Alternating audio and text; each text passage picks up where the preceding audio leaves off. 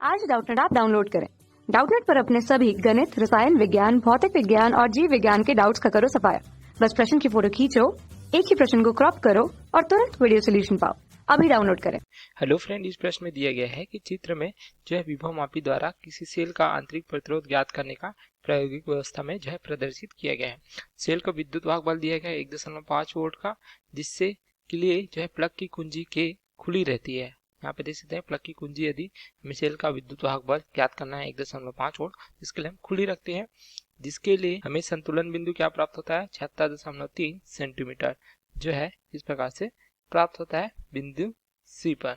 ठीक है, तथा के बंद करने पर ठीक है संतुलन बिंदु 64.8 सेंटीमीटर प्राप्त होता है। देख सकते हैं अगर कुंजी के को हम बंद करते हैं तो संतुलन बिंदु हमें डी प्राप्त होता है जो 64.8 सेंटीमीटर को प्रदर्शित करता है। तो सेल का आंतरिक प्रतिरोध हमें जो है ज्ञात करना है। तो हमें कौन सा सेल दिया गया देख सकते हैं 1.5 वोल्ट का, जिसका कुछ आंतरिक प्रतिरोध होगा। यदि हम उसे आर से प्रदर्शित करें तो उसका मान हमें ज्ञात करना है। तो हम इस प्रकार एक परिपथ बना सकते हैं। हम देख सकते हैं हमने पुनः परिपथ बनाया है जिसपे जहाँ पे धारामापी को जो है इस प्रकार से जोड़ा है। तो पहले हमें स्थिति क्या प्राप्त होती है, यह जो प्राप्त होती है बिंदु सी की स्थिति। तो यहाँ पे हम बिंदु सी को इस प्रकार यदि जोड़ते हैं ठीक है, तो इससे हमें क्या प्राप्त हो जाए, इससे प्राप्त होता है बिंदु सी पे जो दिया गया बैटरी, इसका विद्युत वाहक बल हमें प्राप्त हो जाता है। उसी प्रकार प्रश्न में दिया गया देख सकते हैं यहाँ पे जो है विभवमापी तार ए बी दिया गया है तथा इसके बीच जो विभव प्रवणता बनाए रखने के लिए हमें जो है इस प्रकार संचायक सेल दिया गया है जिसका मान जो है 2 वोल्ट हमें दिया गया है।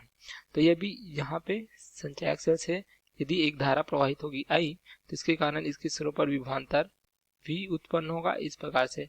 ठीक है, यदि जो है तार की लंबाई अर्थात विभवमापी की तार की लंबाई यदि हम ए बी की लंबाई एल लेते हैं तो इसके लिए हम विभव प्रवणता किस प्रकार से ज्ञात कर सकते हैं, ये हमें प्राप्त हो जाएगा।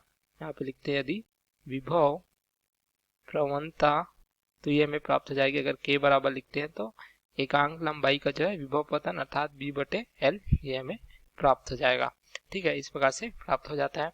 तो यदि हमें जो विद्युत वाहक बल ज्ञात करना है 1.5 वोल्ट को, तो इस प्रकार से हम संयोजित करते हैं। यहाँ यदि यहाँ पे बिंदु सी पर जो है शून्य विक्षेप की स्थिति है धारा माप में, तो यह दर्शाती है हमारी संतुलन बिंदु को।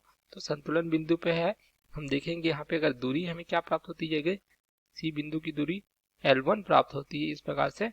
ठीक है, ए से सी की दूरी अगर L1 है तो यह हमें सेल का विद्युत वाहक बल दर्शाया जाएगा तथा सेल का कुछ आंतरिक प्रतिरोध होगा इस प्रकार से।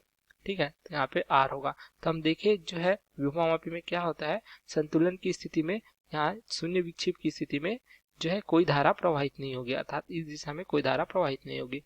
तो अगर आंतरिक प्रतिरोध R के मान में कोई धारा प्रवाहित नहीं होगी तो जो विद्युत वाहक बल दर्शाया जाएगा वह जो है सेल का जो है कुल इलेक्ट्रोडों के बीच जो है विद्युत वाहक बल या विभवांतर हमें दर्शाया जाएगा। तो यदि हम इसको लेते हैं ई के रूप में प्रदर्शित करते हैं तो ई बराबर क्या प्राप्त हो जाएगा, हमें ई बराबर प्राप्त हो जाएगा के जहाँ विभव प्रवणता है हमने लिया तथा L1 देख सकते हैं संतुलन बिंदु की लंबाई। तो इस प्रकार से हमें जो है प्राप्त हो जाता है।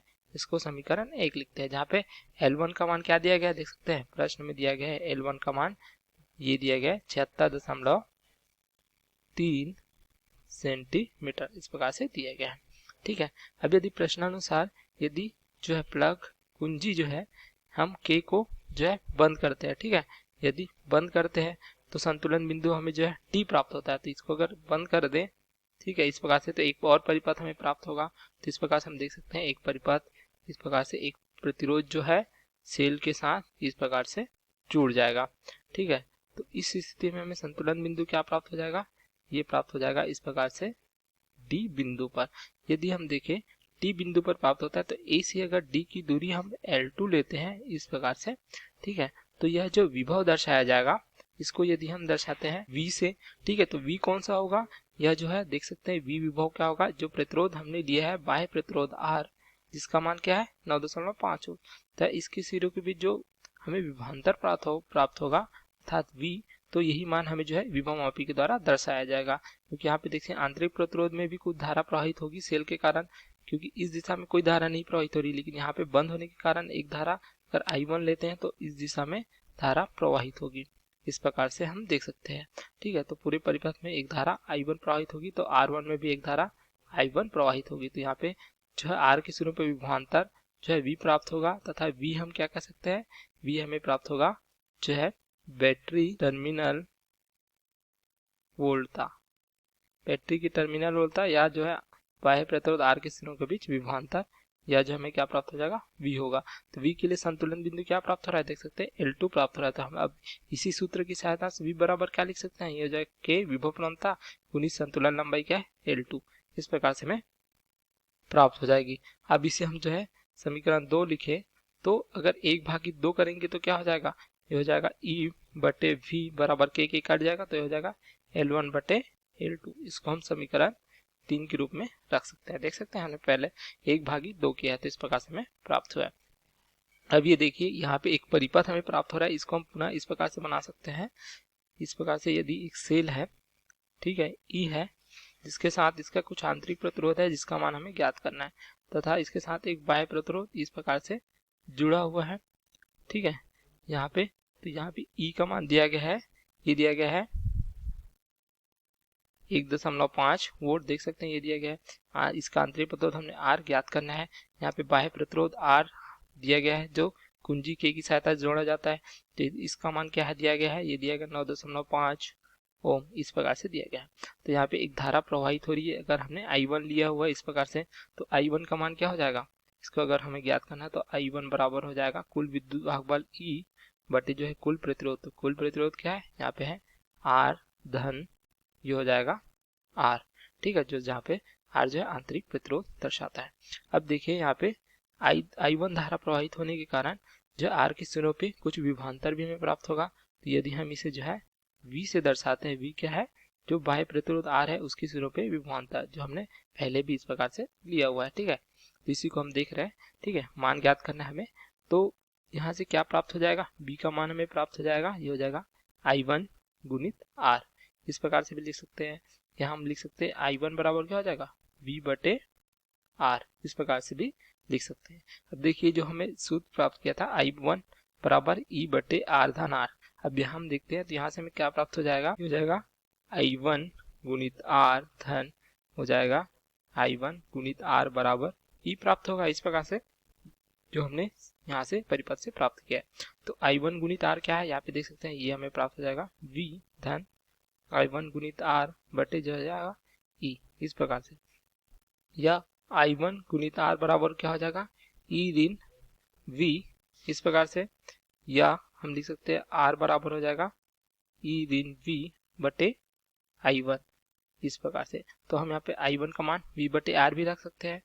तो R बराबर हमें प्राप्त हो जाएगा E ऋण V बटे I1 का मान हो जाएगा V/R, तो R ऊपर चला जाएगा, इस प्रकार से हमें प्राप्त हो जाएगा, ठीक है। अब यहाँ पे अगर हम लिखे तो इसको इस प्रकार से भी लिख सकते हैं R गुणित E/V ऋण V/V, इस प्रकार से भी लिख सकते हैं। तो R बराबर क्या प्राप्त हो जाएगा, ये हो जाएगा R गुणित E/V ऋण 1, इस प्रकार से प्राप्त हो जाएगा। अब हम समीकरण 3 को देखते हैं, तो क्या लिखा है हमने, E/V क्या लिया हमने, L1/L2। तो हम यहाँ पे मान रख देंगे, तो R बराबर R गुणित हो जाएगा L1/L2 ऋण 1। अब हमें यहाँ पे सभी मान प्राप्त है। बाह्य प्रतिरोध R का मान दिया गया, देख सकते हैं 9.5 ओम। उसी प्रकार L1 और L2 दिया गया है। L1 पहले प्राप्त हुआ था, देख सकते हैं 76.3 तथा L2 है, यदि D बिंदु पर पहुंचता है तो L2 का मान क्या प्राप्त होता है, ये प्राप्त होता है हमें 64.8 सेंटीमीटर, जहाँ पे पहले 76.3 सेंटीमीटर था यदि बिंदु C पे था। तो L1 और L2 का मान प्राप्त हो जाता है, तो इसे हम रख देंगे जो प्रश्न में दिया गया था, ठीक है। तो यहाँ से सभी मान हमें प्राप्त है।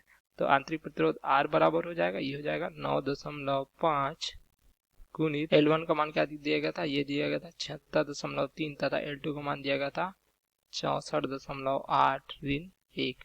इसको हल करने पर हमें क्या प्राप्त हो जाएगा, R बराबर प्राप्त होगा 1.68, यहाँ हम इसको लिख सकते हैं 1.7। तो यह जो है प्रतिरोध है, इसके लिए इसका मात्रा क्या हो जाएगा, यह हो जाएगा 1.7 ओम। तो ये हमें पूछा गया था सेल का जो है आंतरिक प्रतिरोध। इस प्रकार हमें 2 संतुलन बिंदु दिए गए थे तथा एक बाह्य प्रतिरोध जोड़ा गया था, ठीक है। तो आंतरिक प्रतिरोध हमें प्राप्त हो जाता है 1.7 ओम। तो इस प्रकार से व्यवस्था कर हम जो है किसी सेल का जो है आंतरिक प्रतिरोध, जो सेल दिया गया है हमें 1.5 वोल्ट का, उसका आंतरिक प्रतिरोध हम इस प्रकार से ज्ञात कर सकते हैं। अगर बाह्य प्रतिरोध हमने जोड़ा है 9.5 ओम का, तो इस प्रकार से हम ज्ञात कर सकते हैं। Okay, thank you. कक्षा 6वीं से 12वीं से लेकर नीट, IIT, JEE वो एडवांस के लेवल तक 1 करोड़ से ज्यादा छात्रों का भरोसा। आज ही डाउनलोड करें डाउटनेट ऐप या व्हाट्सएप करें अपने सारे डाउट्स 8400 400 400 पर।